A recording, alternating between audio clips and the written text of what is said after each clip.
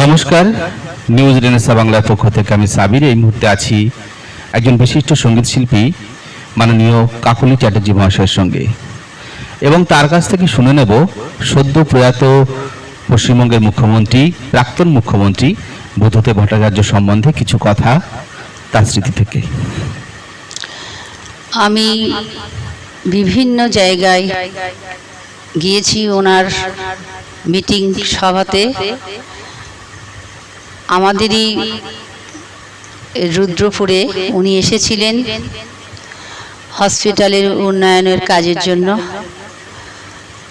আমি ওনারই মঞ্চে গান গেয়েছি, গণসঙ্গীতও করেছি। উনি রবীন্দ্রসঙ্গীত খুবই ভালোবাসেন। ওনার অনুরোধে আমি একটি গান গেয়েছিলাম, কি গাবো আমি কি শোনাবো।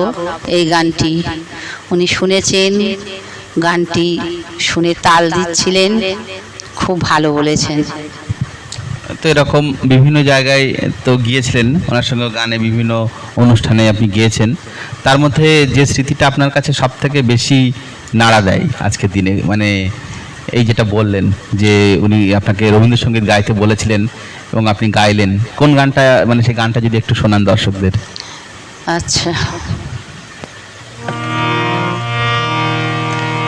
কি গাবো আমি কি শোনাবো আজি আনন্দ ধামে, পুরবাসী জনে এনেছি ডেকে তোমার অমৃত নামে।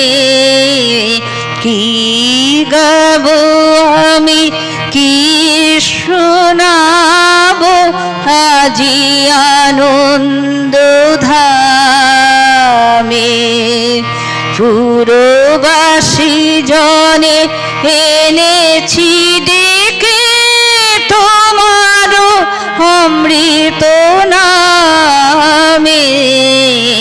কি গাবো আমি কি শোনাবো আজি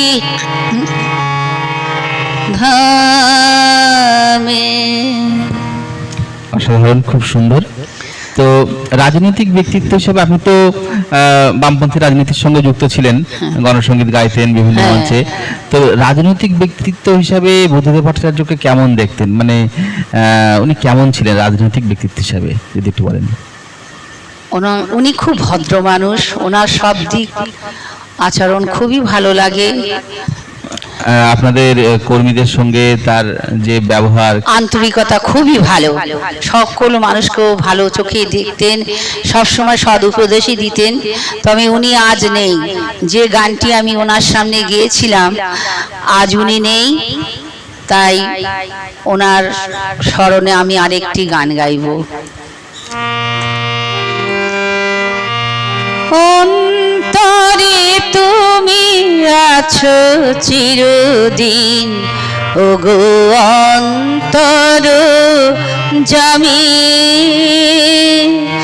অন্তরে তুমি আছো চিরদিন, ওগো অন্তর জামি। বাহিরে ভিথাই যত খুঁজি পাই, পাই না তোমারে আমি। ওগো অন্তর জামি, অন্তরে তুমি আছো চিরদিন, ওগো অন্তর জামি। সত্যি অসাধারণ গাইলেন। এই গানটা শুনতে শুনতে যে কথাটা মনে পড়লো, সত্যি মানে তার যে সুদূর প্রসারী একটা চিন্তা ভাবনা ছিল আমাদের পশ্চিমবঙ্গের বেকার যুবক যুবতীদের কথা তিনি ভাবতেন, তাই শিল্পের উন্নতির কথা তিনি ভেবেছিলেন। দুর্ভাগ্য আমরা সেই তার শিল্প যে সম্ভাবনার কথা তিনি ভেবেছিলেন সেটা বাস্তবায়িত হলো না। রাজনৈতিক পালাবদলের ফলে আমরা আজকে দেখতে পাচ্ছি তিনি যে কতটা সঠিক ছিলেন আজকে দিনে দাঁড়িয়ে সেটা কিন্তু উপলব্ধি হচ্ছে। রাজ্যে এই বেকারত্ব, শিল্প সম্ভাবনা নেই, এই পরিস্থিতি দাঁড়িয়ে সত্যিই তাকে অন্তর্যামী বলাই যায়। তার যে সুদূর প্রসারী চিন্তাভাবনা এবং গানের মাধ্যমে সুন্দরভাবে ফুটিয়ে তুললেন কাকলিদি। তো সব শেষে আপনার কাছে জানতে চাইবো যে আপনার কি বার্তা থাকছে আজকের দিনে বুদ্ধদেব ভট্টাচার্যকে কিভাবে আমরা তার আদর্শকে সামনে এগিয়ে নিয়ে যাব, যদি একটু বলেন। ওনার ভাবনা সব ভালোই ছিল, ওনার যে চিন্তাধারা ছিল সেই এখনকার রাজনীতি সেই চিন্তাধারায় যদি এগিয়ে যায় খুবই ভালো হবে।